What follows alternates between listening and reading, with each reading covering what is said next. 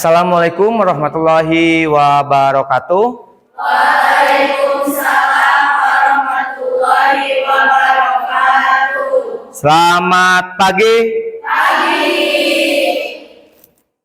Alhamdulillah di hari ini kita bisa berkumpul lagi atau kita bisa bertemu lagi di pembelajaran teks bahasa Indonesia.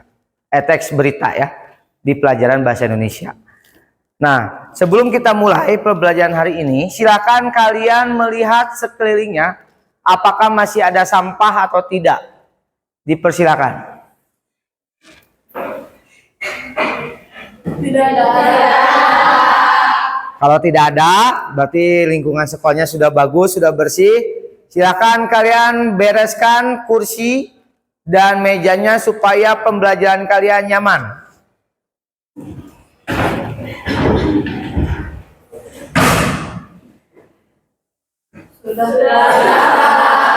Sudah? Semuanya sudah bersih, sudah nyaman. Tinggal kita berdoa. Silakan untuk berdoa dipimpin oleh KM. Berdoa dimulai. Duduk siap. Sebelum pembelajaran dimulai, alangkah baiknya kita berdoa sesuai kepercayaan masing-masing. Berdoa dalam hati, mulai.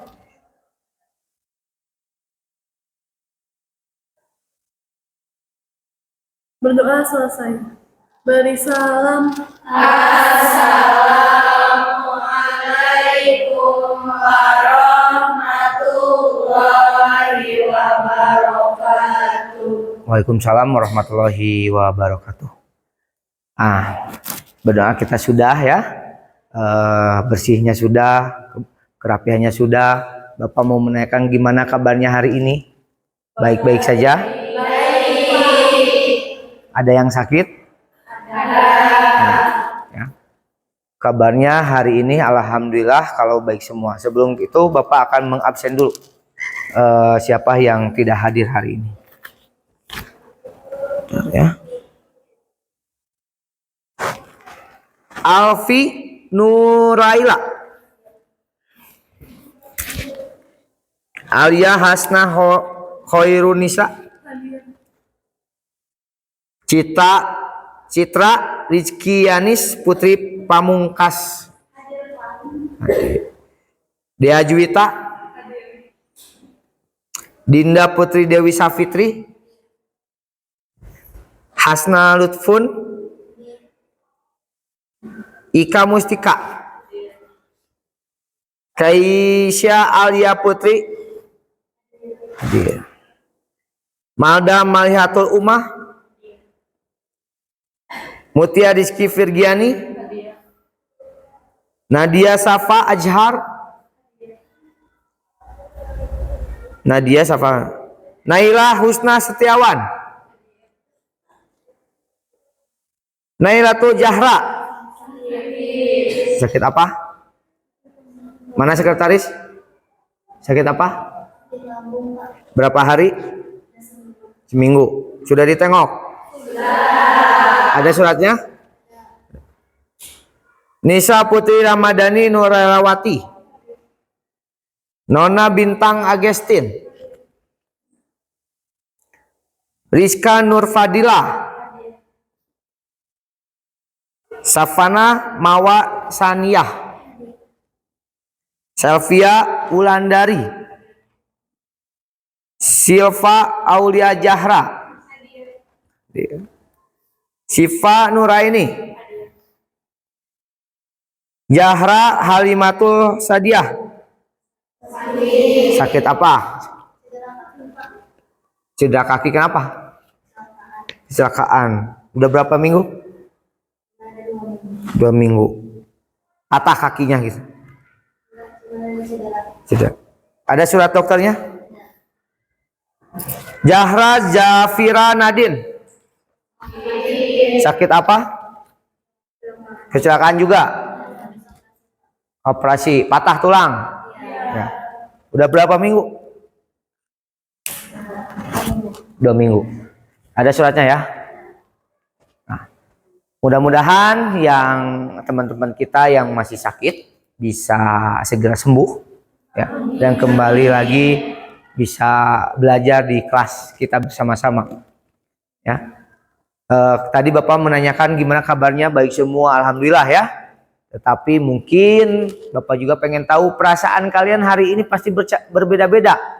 Ada yang sedih, ada yang gembira, ada juga yang lagi marah-marah nih. Ya. Coba yang lagi sedih Bapak pengen tahu siapa saja nih. Kenapa kamu?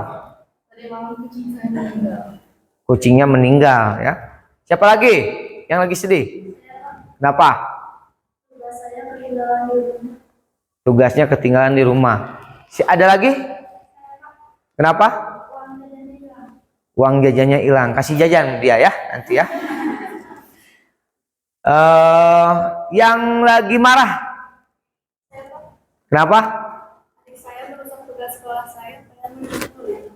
Dirusak. Hati-hati ya, simpannya jangan di mana saja nanti. Terus siapa lagi? Kenapa? Oh. Telat sekolah ya, bangunnya kalau bisa jam 2 subuh nanti ya, biar nggak telat. Ada lagi yang lagi marah, perasaan marah gitu?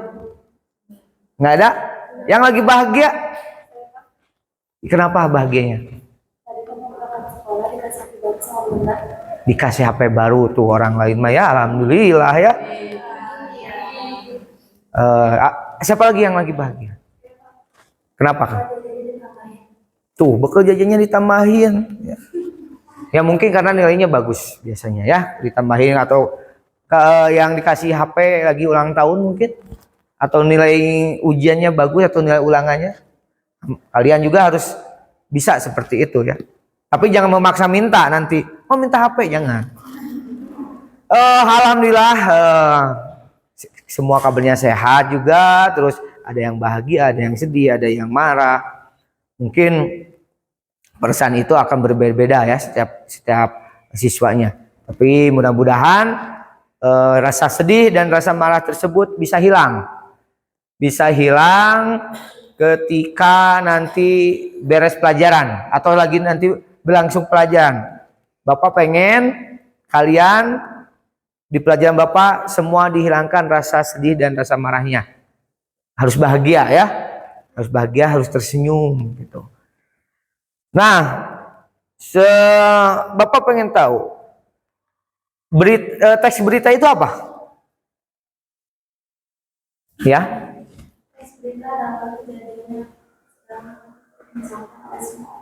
Nah, teks berita itu di dalamnya ada informasi juga ya, ada informasi atau berita aktual dan faktual. Jadi yang baru-baru isinya itu yang baru-baru. Makanya dengan teks berita ini kita harus mampu memotivasi diri kita untuk lebih baik lagi dan bisa lebih mengetahui lagi informasi-informasi apa saja yang harus kita tahu. Untuk apa? Untuk ke depan, supaya apa? Dengan teks berita ini, karena teks berita ini ada di dalam kehidupan sehari-hari, betul tidak? Betul. Pasti tidak lepas dengan berita. Nah, makanya kenapa di teks berita ini kalian dituntut untuk mengetahui. Nanti Bapak akan tunjukkan tujuannya apa saja. Jadi teks berita ini berdekatan atau ada di dalam kehidupan sehari-hari kita. Jadi kita tidak terlepas setiap hari itu pasti bertemu dengan teks berita. Mau di IG, mau di Facebook, mau di YouTube, mau di TikTok, mau di televisi, mau di koran, mau di bacaan lainnya, pasti itu akan ketemu. Karena di zaman sekarang itu tidak susah untuk mencari sebuah berita. Tetapi kita juga harus tahu berita apa saja yang harus kita cerna, karena di sekarang ini pasti banyak berita hoax ya. Makanya di sini ada tujuan pembelajaran nih, ada tujuan pembelajaran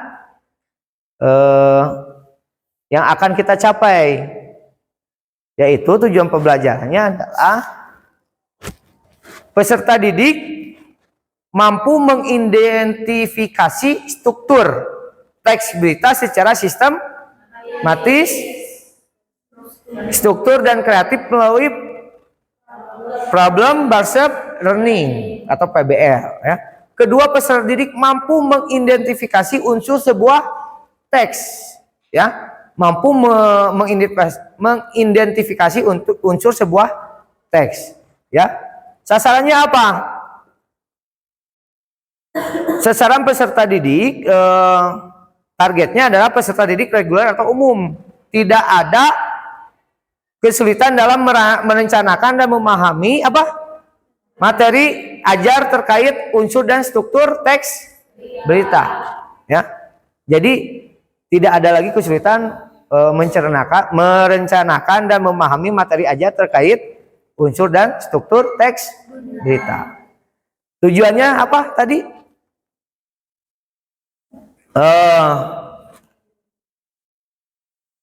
Tujuannya adalah siswa mampu mengidentifikasi unsur teks berita. Satu lagi, siswa mampu mengidentifikasi struktur teks berita. Ya, jadi kita tahu. Kenapa sih hal ini harus kita pelajari? Kenapa hal ini harus kita pelajari? Tentang teks berita itu. Kenapa? Karena kita dapat memahami berita tersebut, Pak. Ya kan, supaya kita memahami berita tersebut dan kita mengetahui berita hoaxnya seperti apa, berita yang tidak hoax seperti apa. Dengan unsur dan struktur ini kita pasti tahu yang aktual seperti apa, yang non aktual seperti apa. Ya, bisa dipahami? Bisa. Nah, Bapak akan bertanya, apakah yang menjadi berita paling populer minggu banget saat ini? Minggu ya yang lagi viral lah, yang baru-baru saat ini. Apa? Banyaknya terjadi gempa di Kabupaten Bandung. Bandung, Cimahi dan sekitarnya ya sekarang ini. Siapa lagi? Apa? Oh iya, sekarang ini lagi baru-barunya adalah tentang pilkada, politik, pilgub ya, pemilihan bupati dan pemilihan gubernur dan wali kota. Nah, itu adalah berita yang baru yang terhangat saat ini, yang lagi banyak diperbincangkan di masyarakat kita ya. Gempa, politik, dan banyak lainnya. Selanjutnya ada yang tahu tidak apa yang kalian ketahui tentang unsur berita? Saya, Pak. Apa? Adik Simba. Singkatan dari apa, di mana, siapa, kapan, mengapa, bagaimana. Nah, betul. Jadi unsur berita itu ada yang disebut dengan adik Simba. Ya. Apa? Di mana? Apa? Siapa? Mengapa? Bagaimana? Disingkat dengan adik Simba, atau kalau di dalam bahasa Inggrisnya itu 5W 1H. Ya. Terus kenapa sih di dalam sebuah berita itu harus ada unsur adik Simba? Kenapa? Supaya si pembaca atau si pelihat bisa memahami berita tersebut lebih mudah ya, lebih mudah dipahami lagi. Ada lagi yang lain? Sama jawabannya atau beda? Sama. Ya, supaya adik Simba ini bisa lebih jelas lagi si pembaca atau yang melihat berita tersebut. Itu ya. Terus kalau tidak ada adik Simba, apa yang terjadi kira-kira? Ya, Pak. Kenapa? Akibatnya informasi yang didapat tidak dapat mudah dipahami oleh para pendengar maupun para pembaca. Tuh, tidak bisa dipahami oleh pendengar atau pembaca kalau tidak ada unsur adik Simba. Makanya adik Simba ini sangat penting. Nah, itu adalah sebuah proses di mana teks berita ini kita harus paham mana unsur, mana struktur. Kemarin kita belajar tentang unsur dan strukturnya, ya, tentang materi teks berita. Dan hari ini Bapak akan memutarkan video tentang teks berita, video dan teks ya. Kalian pahami, nanti kita tanya jawab diskusi.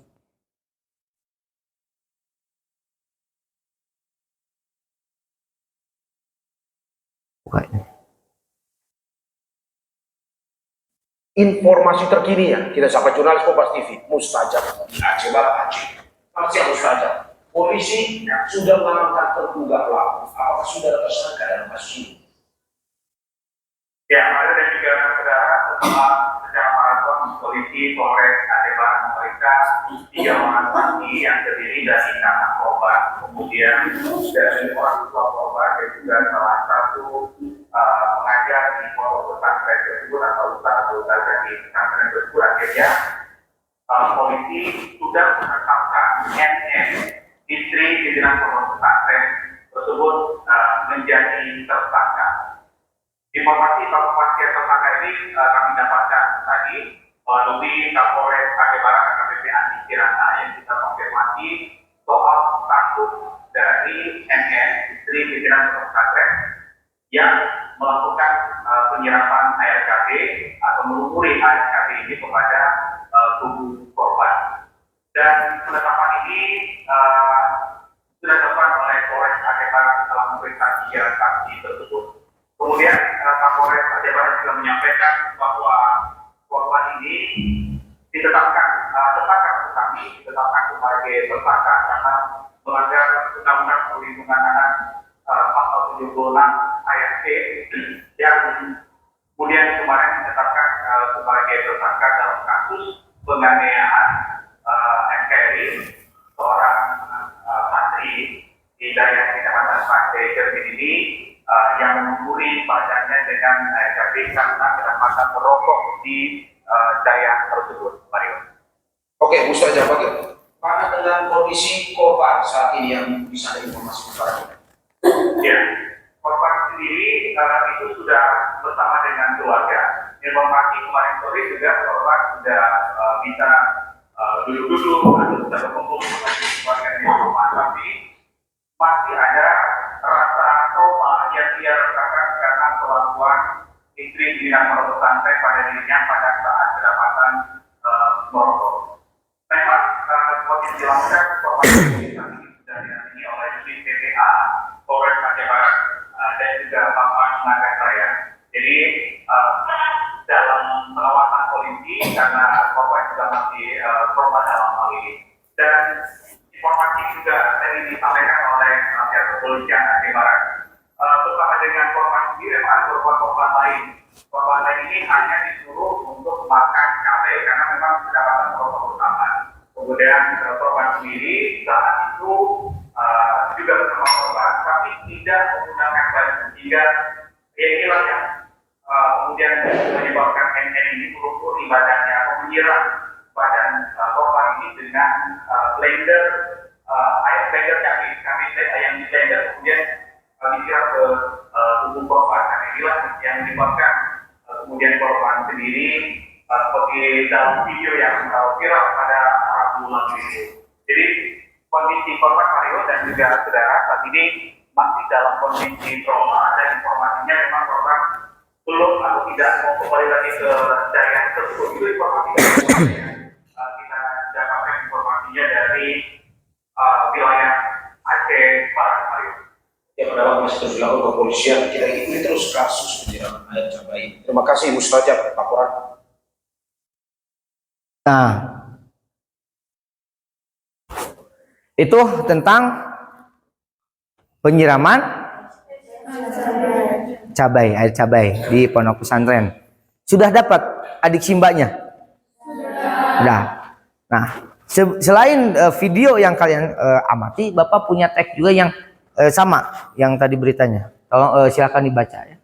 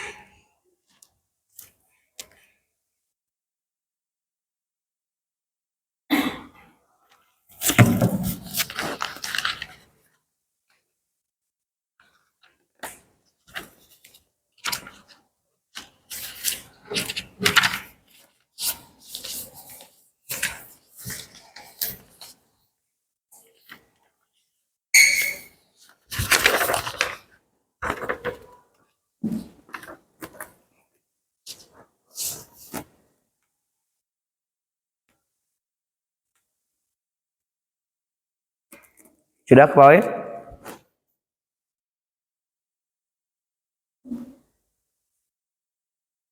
Baca. Amati.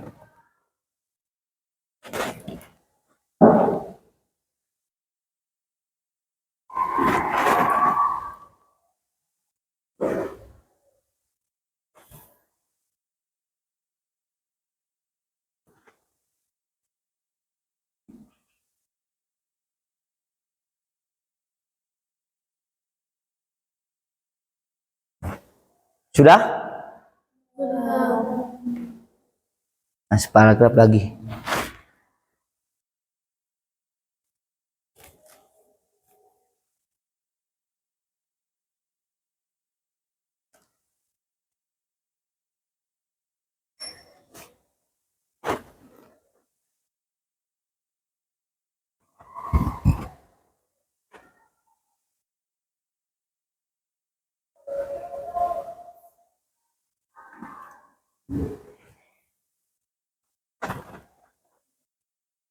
Sudah ya?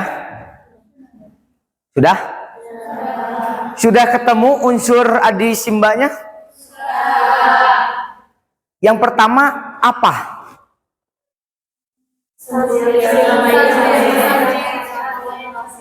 Satu orang.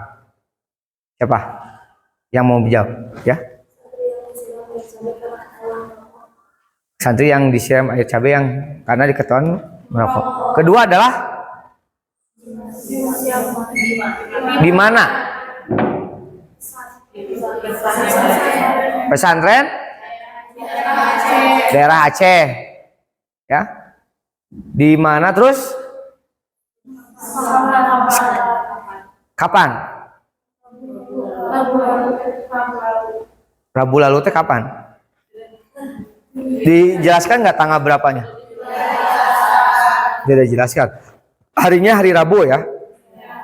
Tahun 2024. Terus? Siapa? Santri namanya?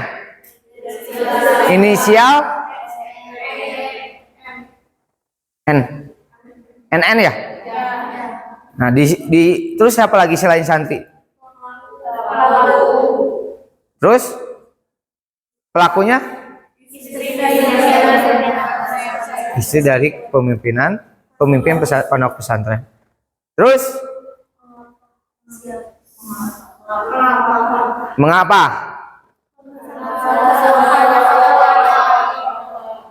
Mengapa? Karena ketahuan merokok. Bagaimana hal tersebut bisa terjadi? Terus apa ceritanya, isi berita tersebut? Ya. Awalnya santri tersebut tuh tahu merokok. Kemudian mau dihukum. Awalnya disuruh makan cabai, tapi karena santri tidak pakai baju, jadi disiram oleh air cabai dari blender. Nah, dari blender dulu ya. Nah, unsurnya udah tahu. Aktual. Ya. Karena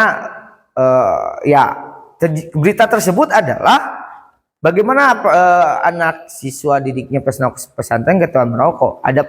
Kalau kita lihat dari sudut pandang berbeda, mungkin si penglihat dan si pendengar itu mempunyai komentarnya yang berbeda-beda ya. Mungkin ada yang setuju, juga ada juga yang tidak setuju. tetapi kita mempunyai pandangan-pandangan yang berbeda. Nah, kalian tadi menyimak tentang video tentang beritanya, dan satu lagi tentang teks yang sama tentang berita, yaitu terjadinya penyiraman air cabai pada santri. Sama ya, itu. Kira-kira apa yang kemarin kita jelaskan tentang unsur dan struktur, barusan ada tentang meneliti video dan teks. Kalian sudah paham? Sudah. Nah, kalau emang sudah paham, kemarin kita sudah membagi kelompok dengan sistem hasil dari diagnosa atau tes awal, ya, sudah dibagi-bagi sesuai dengan kemampuannya masing-masing. Oleh karena itu, silakan per kelompok berkumpul dengan kelompoknya masing-masing, dimulai dari sekarang.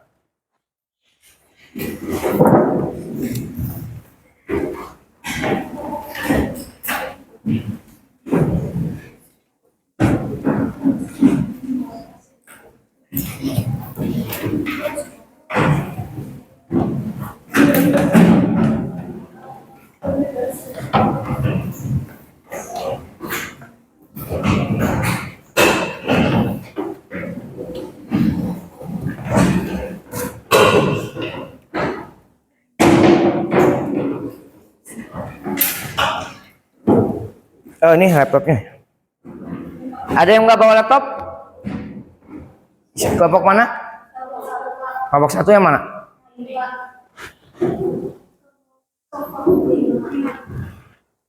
Oh, gabung aja ke sini. Satu-satu.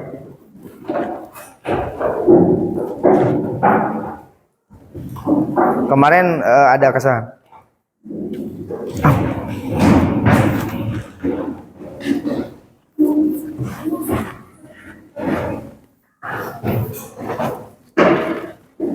Ke sana. Oh, yang ini pindah ke sini, nggak kelihatan. Yang kelompok ini pindah ke sana, ke ujung. Ini jangan ngumpul di sini. Yang kemarin ini dibagi-bagi kelompok. Di sini, di sini.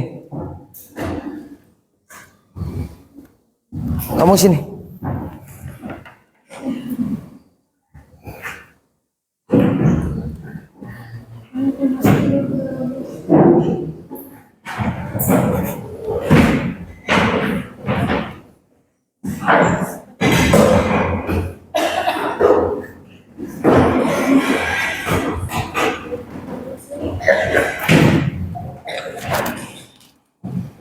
Udah biar. Video itu silakan nanti Bapak share di grup ya. Untuk link beritanya silakan dicari berita tentang yang tadi di link yang Bapak share. Silakan cari. Yaitu tentang gempa bumi ya.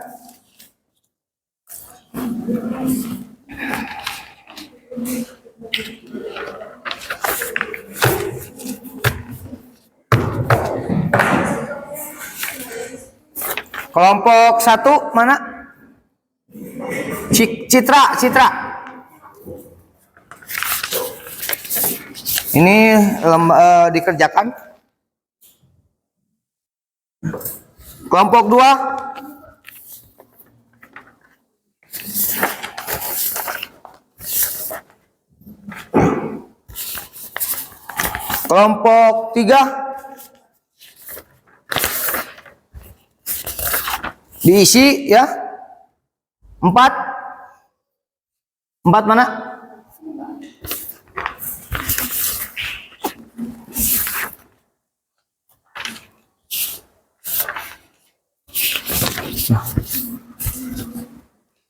Internetnya sudah masuk semua? Sudah. Itu cari judulnya, beritanya disesuai dengan judul yang Bapak kasih di teks.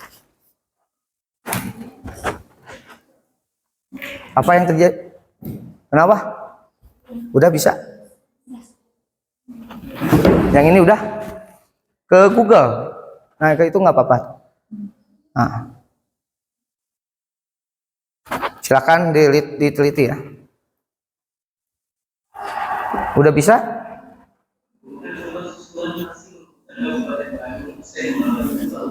Apanya?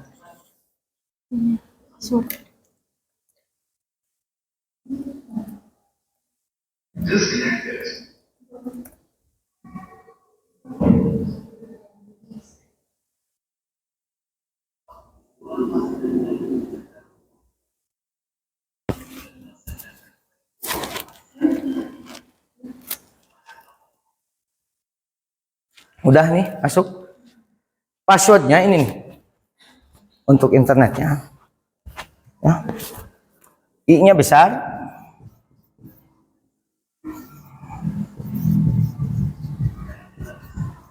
Nah.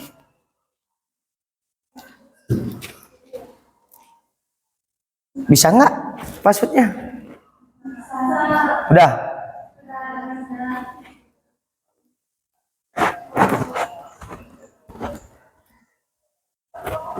Udah masuk itu? Yang ini? Hah? Ya, tunggu ya.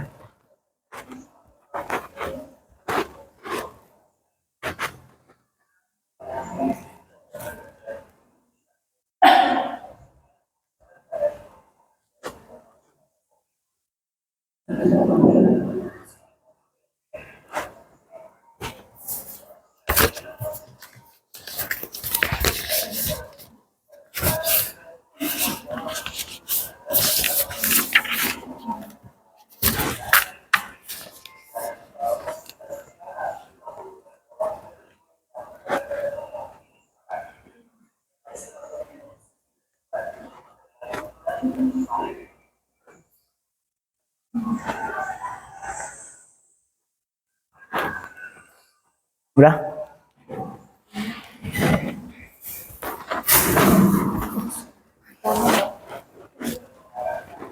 Coba infinite. Udah. Itunya lemot. Apanya? Coba klik lagi. Ya.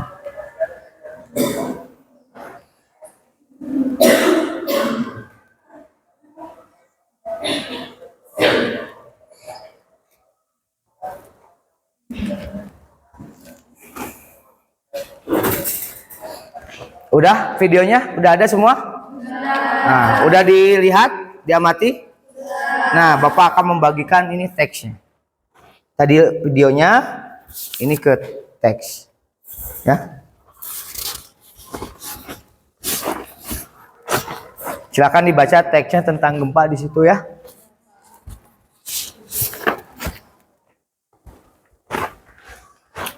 Nah, setelah membaca teksnya dan melihat videonya, silakan kalian isi yang sudah ada di LKPD yang Bapak kasih baru tadi ya. Silakan strukturnya seperti apa, unsur-unsurnya seperti apa, beritanya dimasukkan ke dalam lembaran LKPD, lembaran kerja peserta didik ya.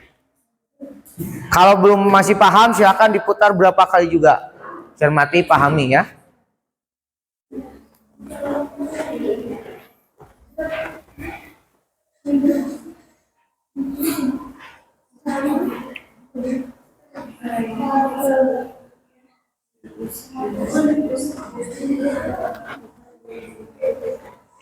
Coba di Google. Di Google. Lemot, Pak. Ya.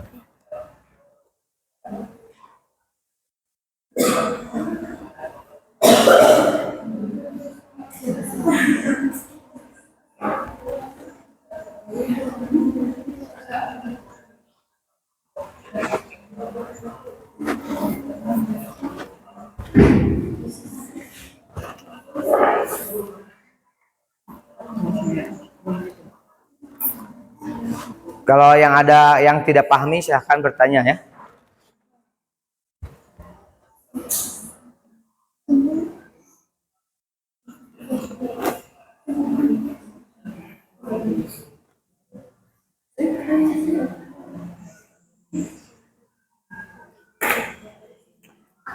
Kalau sudah ditulis di tag, di isinya teksnya sudah ditulis, silakan diketik di laptop masing-masing ya untuk strukturnya supaya langsung nanti di print.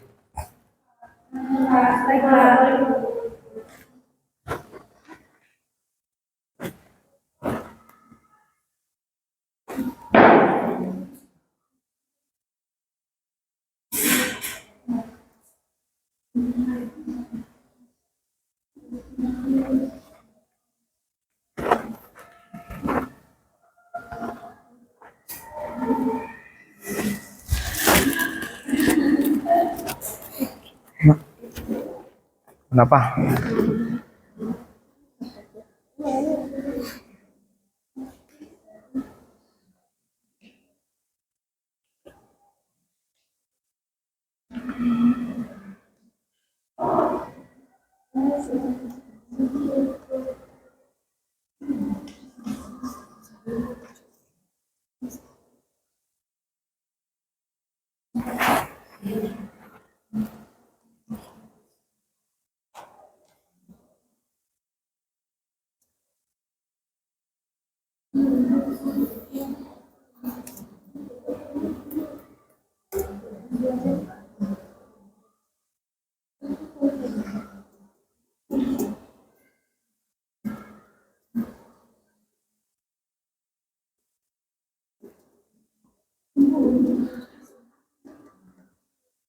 Nanti cari ya.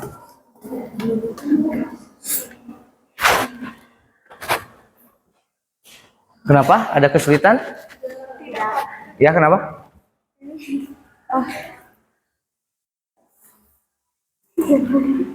Ini tanda Pak. Hah? Seperti ini Pak. Iya. Nanti di ini ya. Udah itu unsurnya Pan. Unsur adik simbanya nanti strukturnya silakan diketik di laptop ya. Ya. Kalau selesai ini gimana? Selesai nanti kalau sudah selesai kita presentasikan bareng-bareng dengan kelompok lainnya.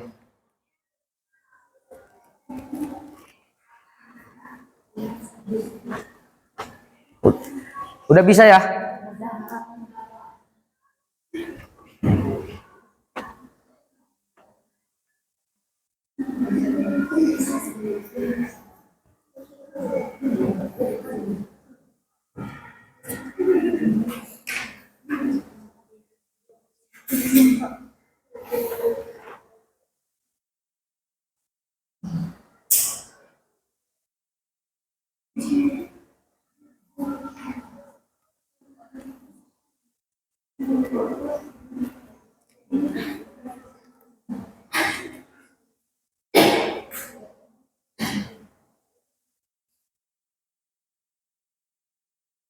Silakan kalau ketemu dengan udah ketemu unsur dan strukturnya silakan ditulis ya di LKD, LKPD.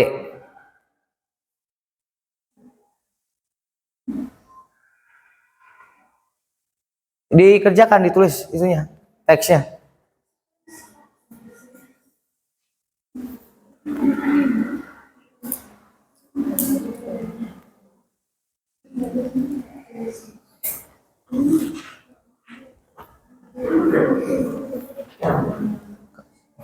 Ada kesulitan?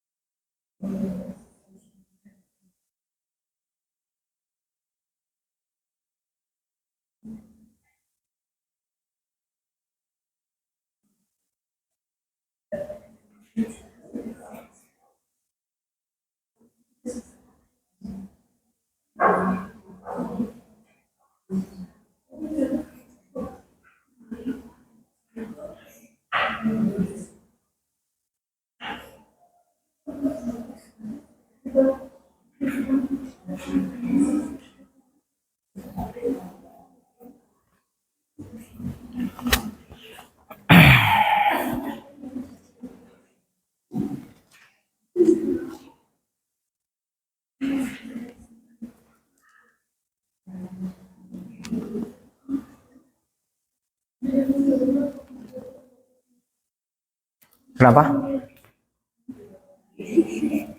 Ada yang ditanyakan?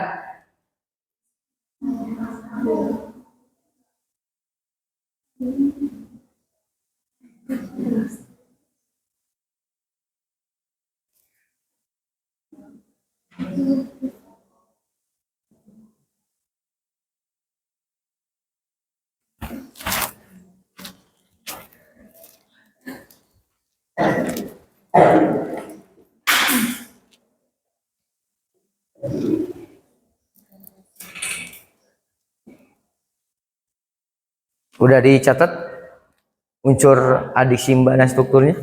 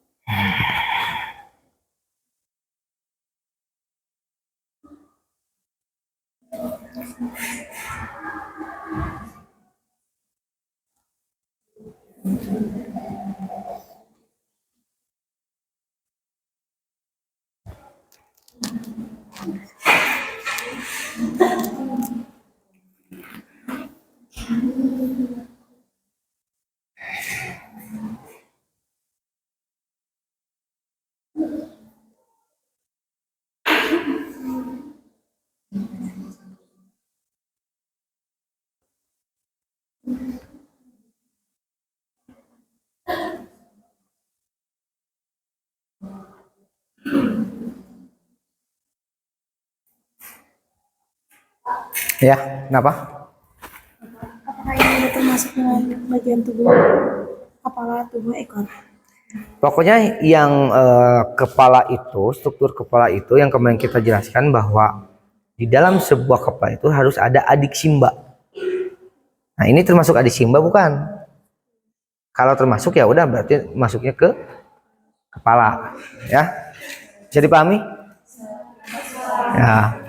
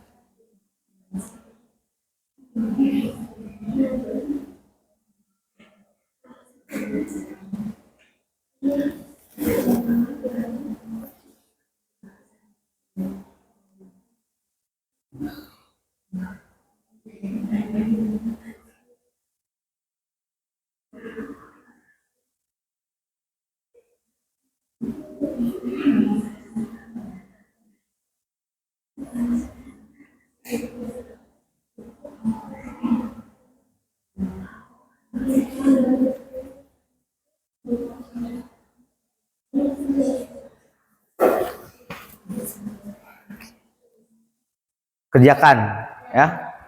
Kalau sudah beres silakan kita presentasikan.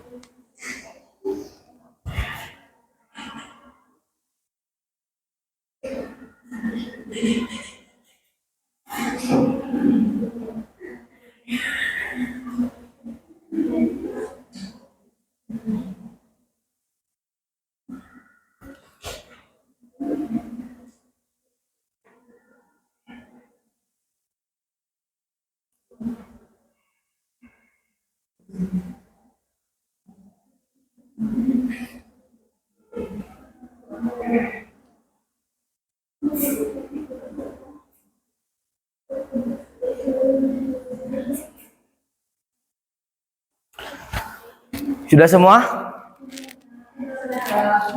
Sudah ketemu unsur dan struktur beritanya? Hasil dari pengamatan tersebut ya.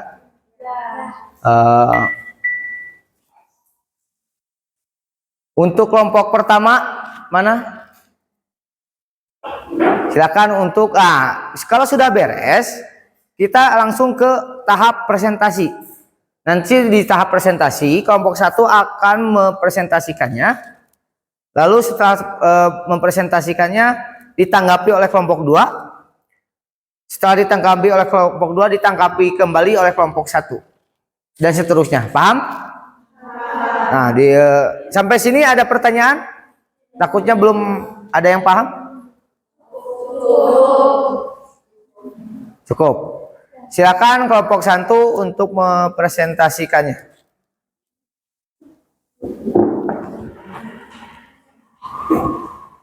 Yang keras ya suaranya. Mana kelompok 1? Silakan. Berdiri, nama.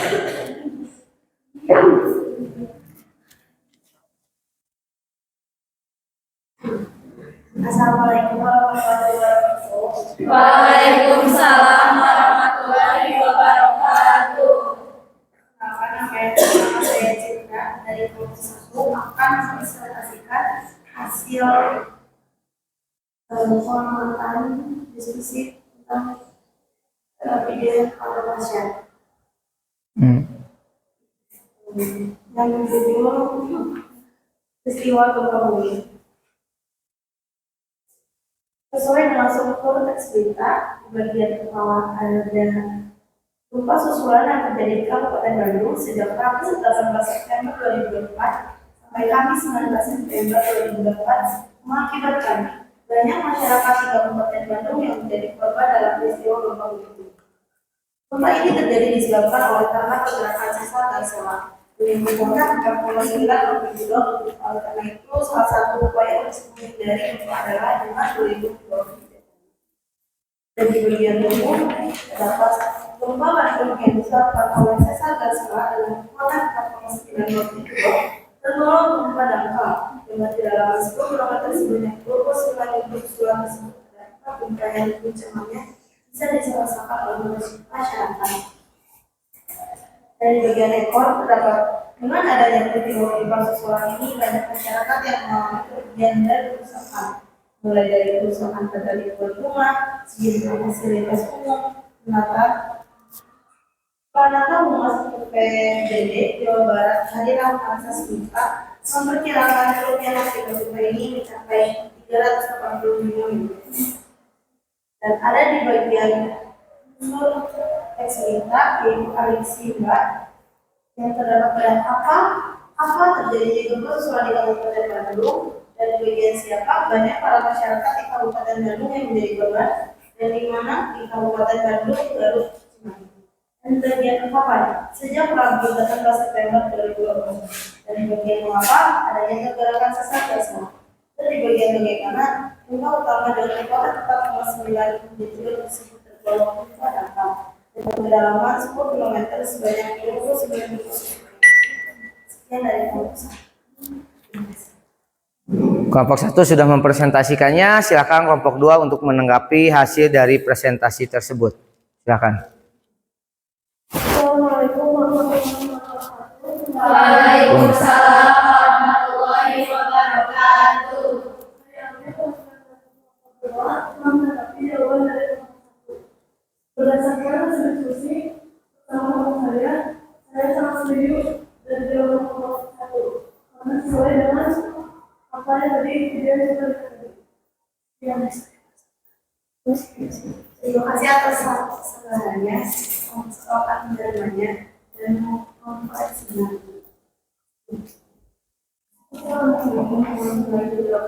Waalaikumsalam warahmatullahi. Tepuk tangan untuk kelompok 1. Sangat bagus dan presentasinya ya sesuai dengan unsur dan struktur berita ya. Untuk kelompok, silakan selanjutnya kelompok 2. Kelompok 2 mana? Waalaikumsalam. Warahmatullahi wabarakatuh. Saya dari teman-teman dari kelompok 2 akan mempresentasikan hasil diskusi kami yang telah dengan informasi yang telah Bapak siapkan. Judul dari sini saya akan mempresentasikan struktur beritanya.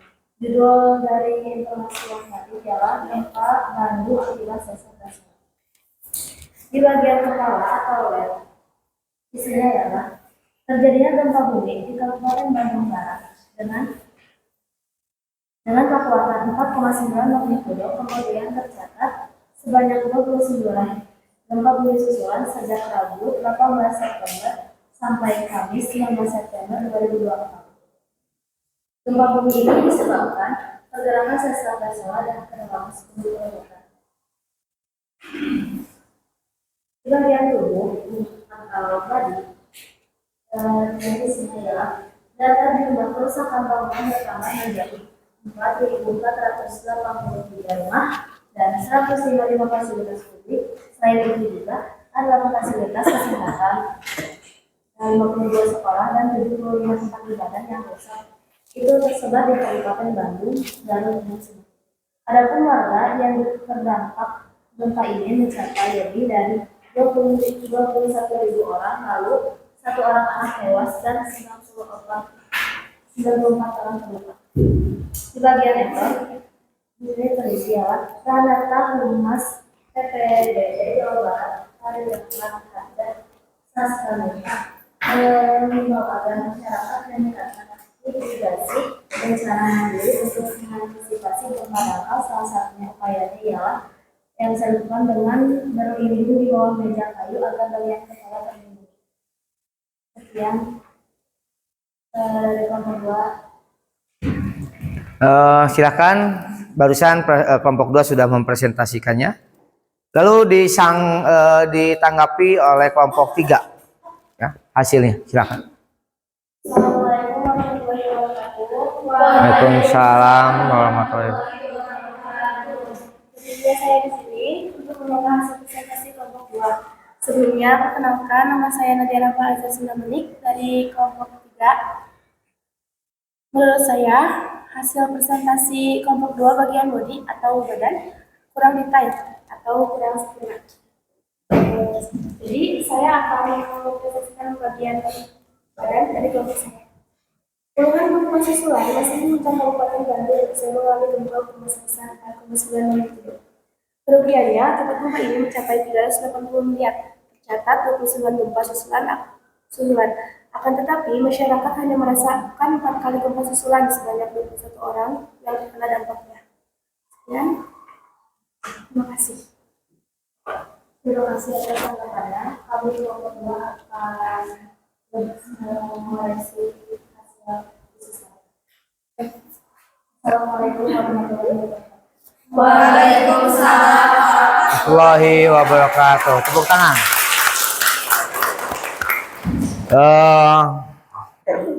Kelompok 3 menanggapi ya hasil dari diskusi dari kelompok 2. Selanjutnya kelompok 3, silakan.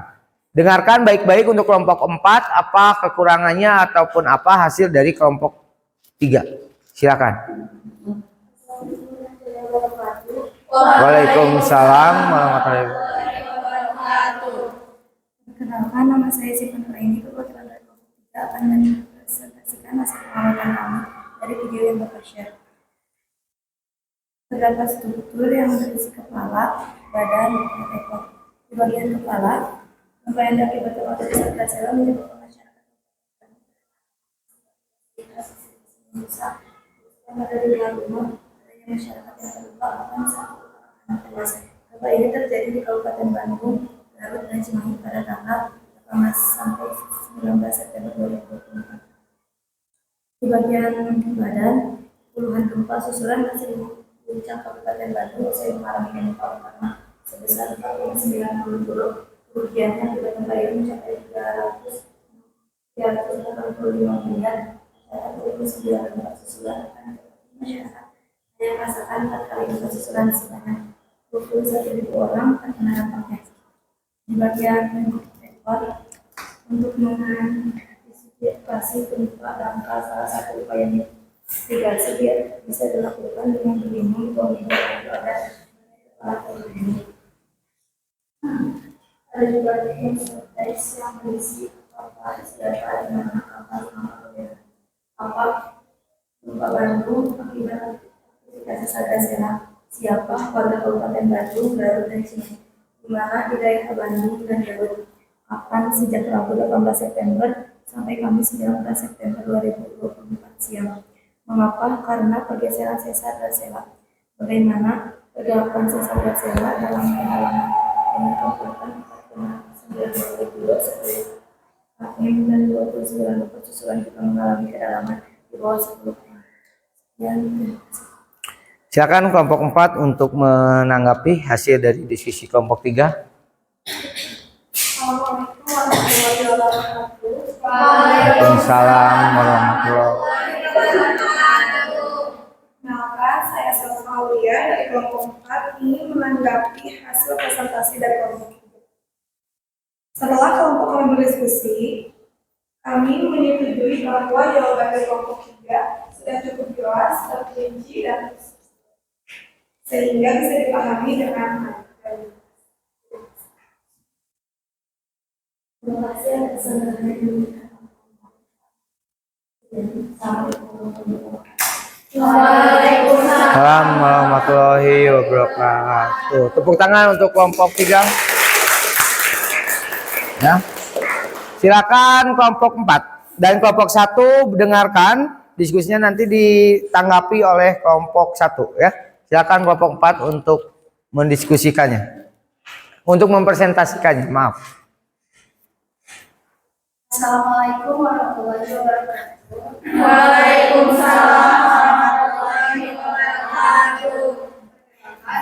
Saya Naya Husna, kebetulan dari kelompok 4, akan mempresentasikan hasil diskusi kelompok 1 tentang struktur dan unsur teks berita yang berjudul tentang gempa bumi yang terjadi di Kabupaten Bandung dan Garut.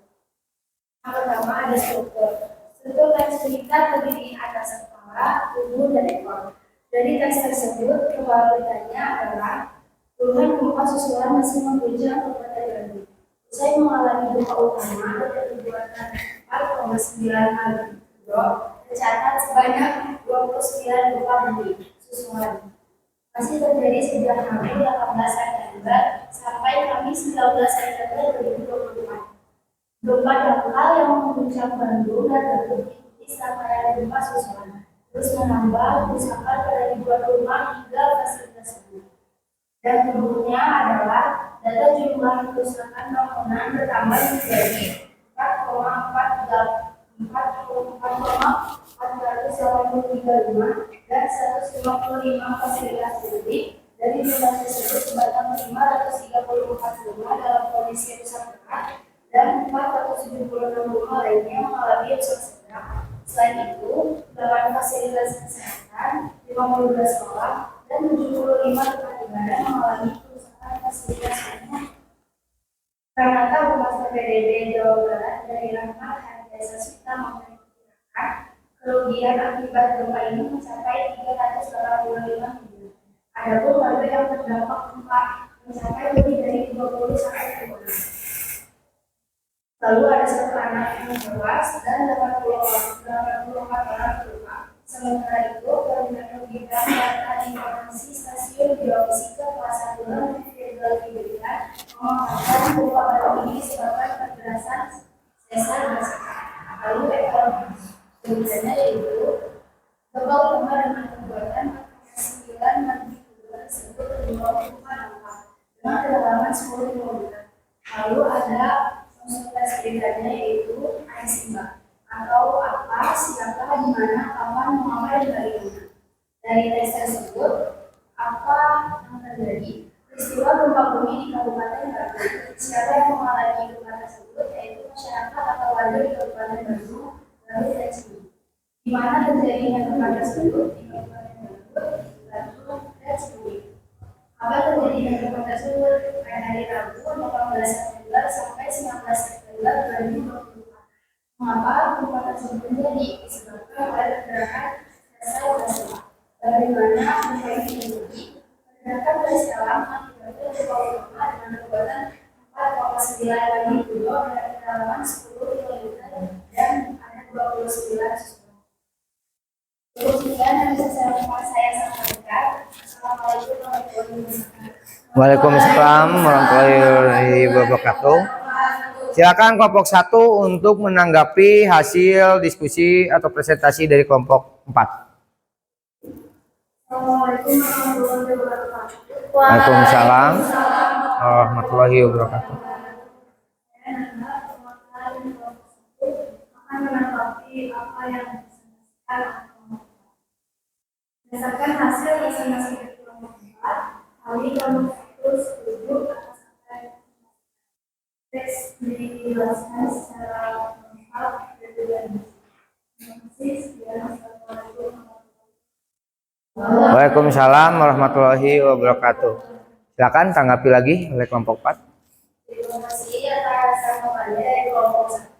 Sekian, terima kasih. Assalamualaikum warahmatullahi wabarakatuh. Waalaikumsalam warahmatullahi wabarakatuh. Tepuk tangan. Nah, kalian sudah bisa mengidentifikasikan antara unsur teks berita dan struktur teks berita.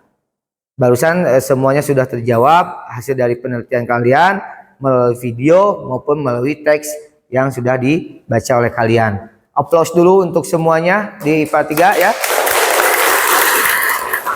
Nah, silakan hasilnya kita kumpulkan barusan hasil dari presentasi tersebut. Ini.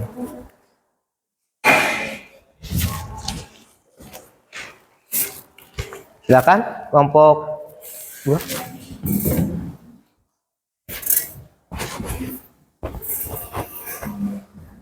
Mana kelompok 2? Ini.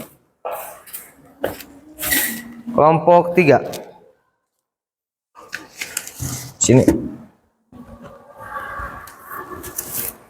Ini. Udah 4 ya?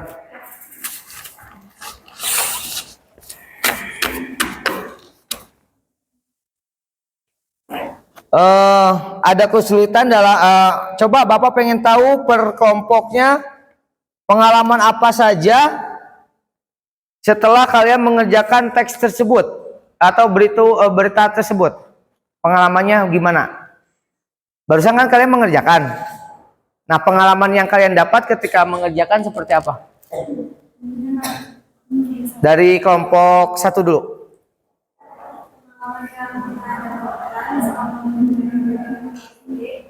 Kita dapat mengenalkan struktur dari Nah,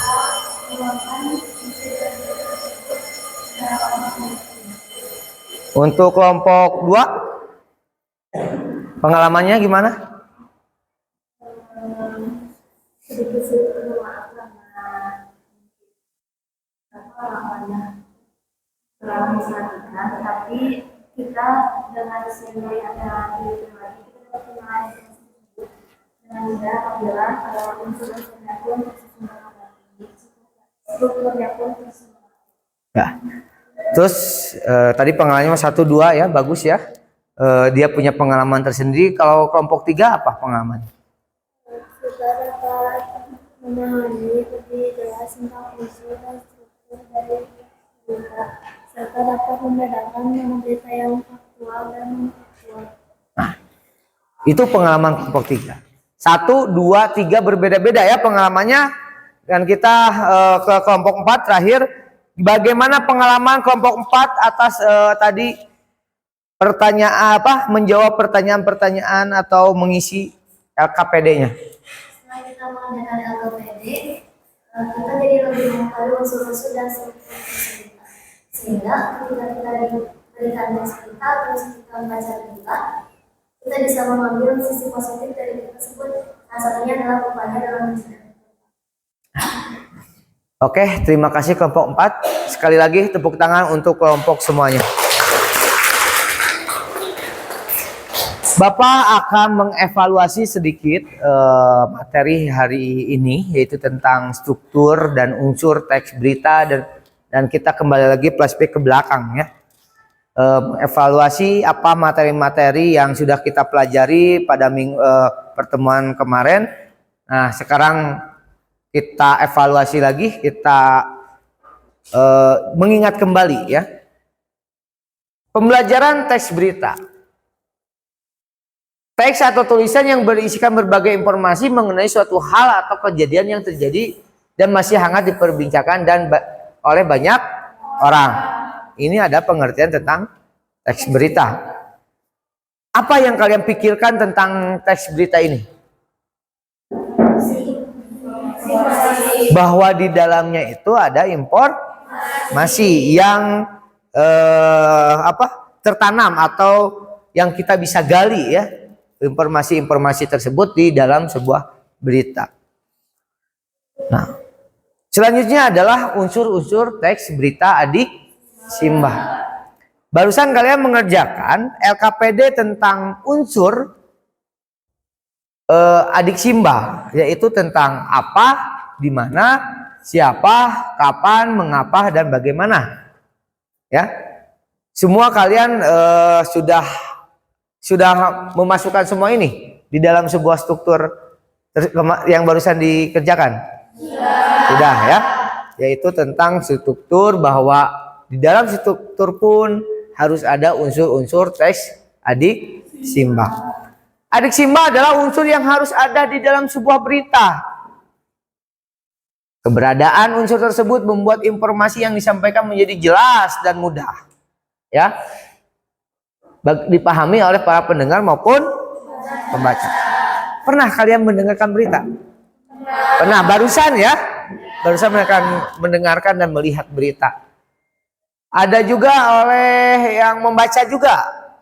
Nah, di rumah sering membaca koran? Yakin. Bukan kalian yang sering, mungkin bapak kalian yang sering ya. Nah, nanti kalian lihat berita-berita di dalam teks berita tersebut. Apabila yang tadi Bapak awal kita pelajari materi tersebut, apabila tidak ada adik simba, ya, apabila tidak ada adik simba, maka di dalam sebuah berita unsur tersebut membuat tidak akan jelas, tidak akan jelas. Nah, kalian sudah tahu tentang unsur dan struktur. Unsur itu ada adik simba ya. Ini. Kalian sudah bisa menjawab. Nah, sekarang tentang struktur.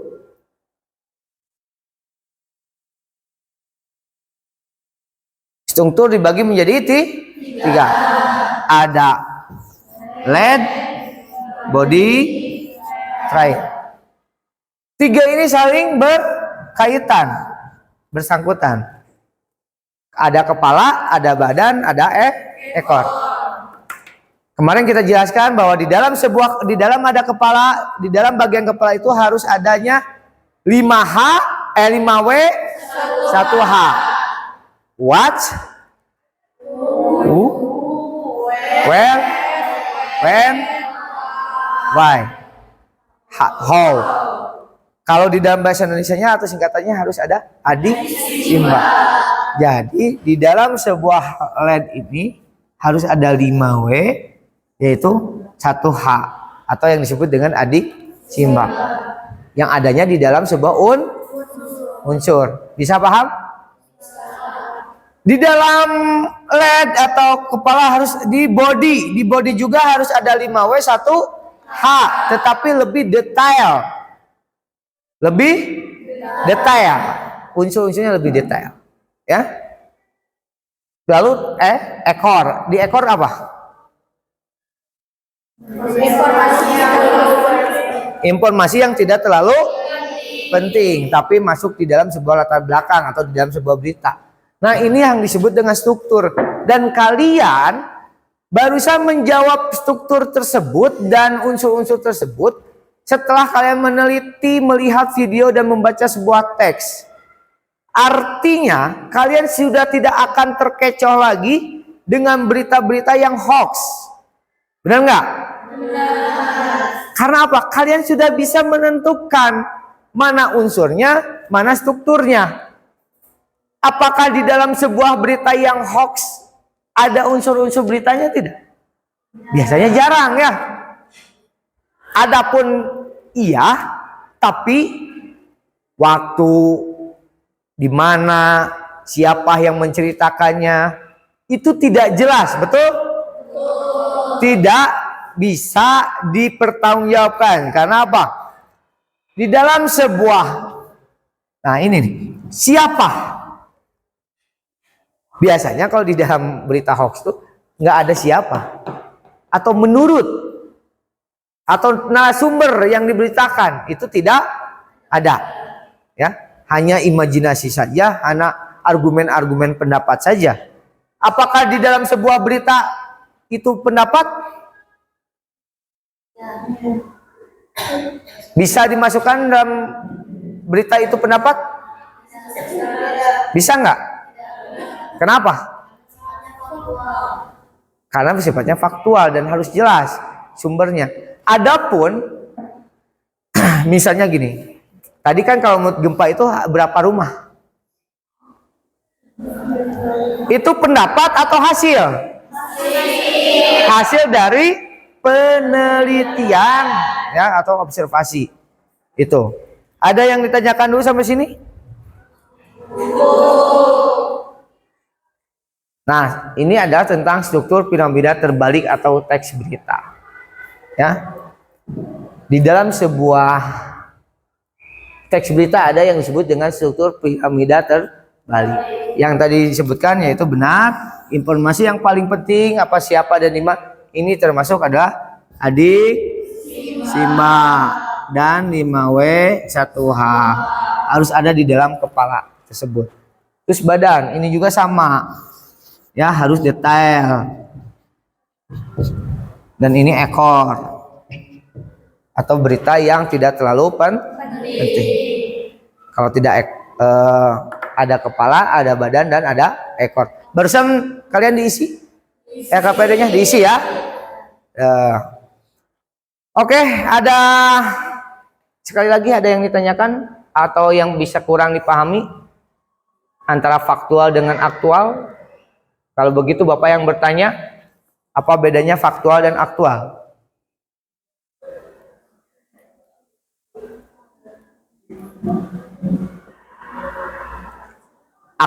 Kalau yang nyata itu apa? Kalau aktual? Terbaru. Ya? Atau terpercaya. Terbaru biasa aktual. Berita yang teraktual ya. Berarti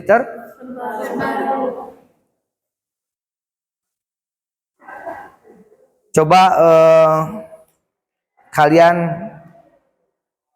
ciri-ciri tentang teks berita sudah tahu? Kemarin kita coba lihat di searching di ini.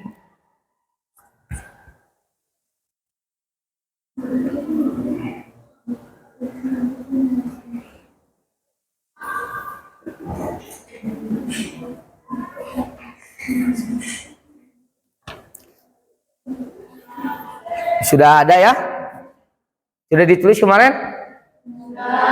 Sudah. Oke, Bapak membahas sedikit permasalahan barusan atau materi yang Bapak sudah evaluasi. Terus kita juga sudah mengisi, tinggal kita menyimpulkan hasil dari kegiatan-kegiatan tersebut ya, tentang teks berita. Silakan siapa per kelompok untuk menyimpulkannya dari kelompok 1. Silakan berdiri. Waalaikumsalam warahmatullahi wabarakatuh. Akan menyimpulkan apa yang dipelajari dari teks berita. Kesimpulan dari teks berita pertama adalah berita merupakan suatu teks yang berisi informasi yang mana dengan efek tersebut berita dapat dipahami dengan jelas oleh pembaca. Ya. Dalam teks berita ini ada unsur dan juga struktur. Pertama ada unsur. Nah, unsurnya ini dapat dihasilkan dari adik simbolan atau dalam bahasa Inggris 5W1H, yang mana A-nya itu apa, B-nya di mana, C-nya siapa, M-nya apa, dan B-nya itu bagaimana. Selain unsur, ada juga struktur. Struktur ini dapat disajikan dalam bentuk piramida terbalik atau segitiga terbalik, yang mana bagian apa itu kepala, yang mana bagian kepala ini mengandung informasi yang paling penting atau mencakup peristiwa itu sendiri. Yang keduanya yaitu bagian badan ini. Bagian badan ini juga mencakup peristiwa namun lebih mendetail lagi dan mengandung informasi lainnya. Yang ketiga ada bagian ekor. Bagian ekor ini mencakup informasi lain yang tidak terlalu penting. Contohnya misalkan ketika terjadi gempa kita harus melindungi bahwa tidak ada semacamnya. Nah itu tadi merupakan struktur dari teks berita. Dengan belajarnya struktur dan unsur dari berita, itu menjadi lebih mudah untuk menganalisis dan memahami satu berita. Itu menjadi tahu mana berita yang memang faktual dan juga mana berita yang lengkap dan tidak. Dan kesimpulan dari kelompok 1. Assalamualaikum warahmatullahi wabarakatuh. Waalaikumsalam warahmatullahi wabarakatuh. Selanjutnya kelompok 2 kita simpulkan. Assalamualaikum warahmatullahi wabarakatuh. Waalaikumsalam. Saya Juliani dari kelompok 2 akan menyimpulkan tentang pembelajaran teks berita.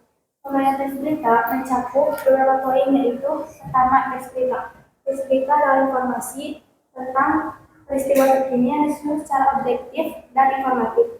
Nah, untuk memahami teks berita, kita harus memahami dulu tentang unsur, yaitu adisimba. Adisimba ini adalah singkatan dari apa, gimana, kapan, siapa, mengapa, bagaimana. Dengan adisimba, kita dapat memahami dan dapat mudah dipahami oleh para pembaca ataupun para pendengar. Lalu, teks berita pun mempunyai struktur, yaitu W ataupun kepala, bagi tubuh, dan T adalah ekor. Dengan adanya pembelajaran teks berita, dapat meningkatkan keterampilan membaca kritis dan menulis yang baik dan penting untuk memahami dan menyampaikan informasi dengan efektif dan mampu membedakan berita yang benar maupun yang tidak benar. Sekian dari saya, kelompok 2. Wassalamualaikum warahmatullahi wabarakatuh. Waalaikumsalam warahmatullahi wabarakatuh. Silakan kelompok 3.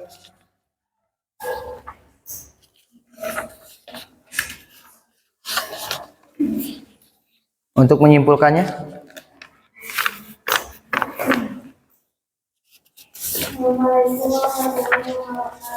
Waalaikumsalam warahmatullahi wabarakatuh.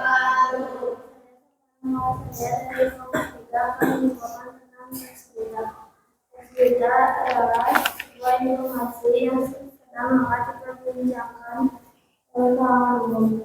Di dalam teks berita terdapat unsur dan struktur yang dimana unsurnya terdapat unsur adisimba. Adisimba adalah apa, di mana, siapa, kapan, mengapa, dan bagaimana. Dan terdapat juga struktur, yaitu pada bagian kepala terdapat informasi penting tentang mengenai adisimba. Yang kedua, ada body yang di dalamnya ada sebuah informasi penting juga tapi lebih mendetail. Dan yang ketiga, terdapat bagian tail atau ekor yang di dalamnya ada informasi yang tidak terlalu penting akan latar belakang. Sekian pemahaman dari kelompok 3. Wassalamualaikum warahmatullahi wabarakatuh. Waalaikumsalam warahmatullahi wabarakatuh. Silakan untuk kelompok 4 untuk menyimpulkannya. Assalamualaikum warahmatullahi wabarakatuh. Waalaikumsalam warahmatullahi wabarakatuh. Nama saya Asna dari kelompok 4 akan menjelaskan kesimpulan dari teks berita. Teks berita adalah teks yang di dalamnya memuat informasi yang sedang diperbincangkan, yang sifatnya aktual dan faktual. Ciri-ciri dari teks berita yaitu unik, menarik, aktual, dan faktual, berpengaruh terhadap orang lain, terdapat waktu dan kronologi serta objektif. Nah, teks berita ini tidak akan sempurna bila tidak ada unsur dan struktur. Unsur-unsurnya yaitu unsur adisimba, apa yang bisa singkatan daripada apa, siapa, kapan, mengapa, bagaimana. Nah, unsur-unsur ini berfungsi untuk memperjelas teks berita supaya bisa dengan mudah dipahami oleh pendengar maupun pembaca.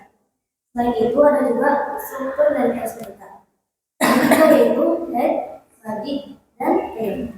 Kalau misalkan head, isi head adalah informasi yang meliputi adisimba, informasi paling penting. Yang kedua adalah body, yang mana informasi penting lainnya, tapi lebih mendetail. Yang ketiga ada tail, yaitu informasi tambahan. Nah, struktur ini juga sangat penting karena dengan melalui struktur kita bisa mengetahui informasi tersebut jelas atau tidak. Yang dari kelompok saya, Assalamualaikum warahmatullahi wabarakatuh. Waalaikumsalam warahmatullahi wabarakatuh. Tepuk tangan untuk semuanya. Jadi kesimpulan dari hari ini adalah unsur dan struktur teks berita adalah kita mampu mengetahui bahwa unsur dan struktur dalam teks berita di dalamnya sangat penting untuk menentukan informasi-informasi yang kita dapat. Ya. Oleh karena itu, dengan pembelajaran hari ini, mudah-mudahan kalian mampu menguasai teks berita, terutama di dalam sebuah unsur dan struktur.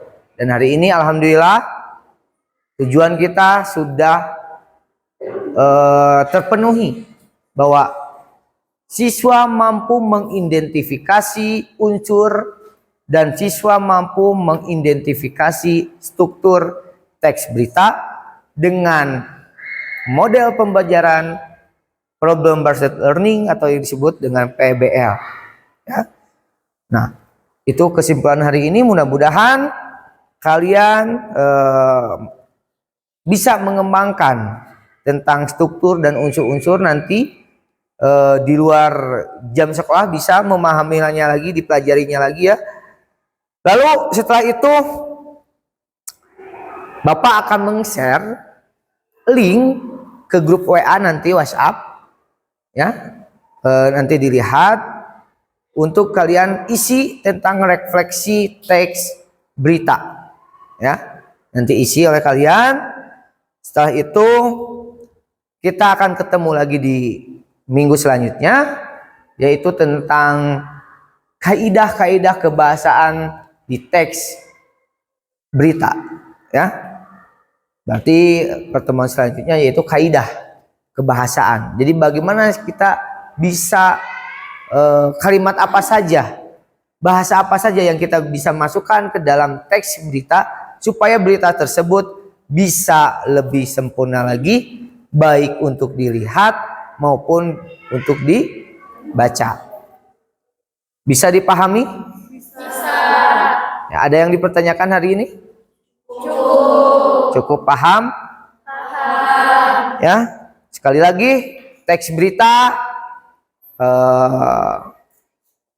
tentang unsur dan struktur hari ini kita sudah pelajari, dan semua alhamdulillah sudah bisa menjawab hasil dari penelitian atau mengamati video maupun teksnya ya, dan bisa mempresentasikannya ataupun bisa menyimpulkannya hasil tentang pembelajaran hari ini. Mudah-mudahan kalian setelah belajar tentang teks hari ini bisa mampu menelaah, melihat atau mengidentifikasi berita-berita, mana berita hoax, mana berita yang fakta atau faktual. Karena hari ini kita harus bisa mencerna semua berita-berita yang ada di dalam media sosial, dikarenakan apa? Banyaknya berita-berita yang tidak faktual yang dikonsumsi oleh publik, lalu publik bisa percaya dan itu bisa mengakibatkan berbahaya. Betul? Nah, makanya kalian sebagai yang sudah tahu isi tentang teks berita, ketika nanti kalian melihat atau memberitahu ke ibu atau ke adik atau ke saudara atau ke teman, jangan percaya dan ABC ini harus ada, ini harus ada, ini bisa dijelaskan ya setelah mempelajari tentang teks berita. Sebelum kita akhiri pembelajaran hari ini, alangkah baiknya kita berdoa dulu. Disilakan berdoa oleh KM dan disiapkan dulu, dimatikan dulu laptopnya ya, dibereskan dulu buku-bukunya dan kembali di kursinya masing-masing.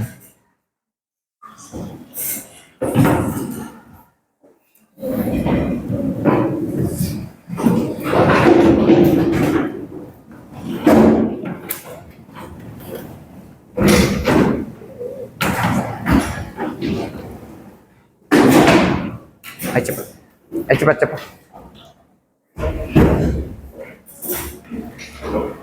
Sudah rapi? Silakan KM untuk berdoa. Duduk siap. Sebelum pelajaran berakhir, alangkah baiknya kita berdoa dalam hati. Berdoa dalam hati mulai.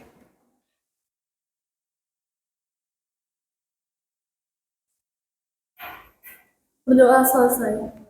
Beri salam. Assalamualaikum warahmatullahi wabarakatuh. Waalaikumsalam warahmatullahi wabarakatuh.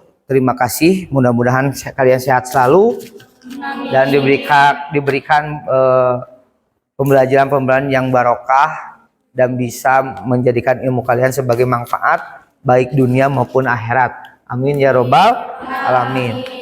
Silahkan nanti infokosnya dibereskan ya, ke kantor kan.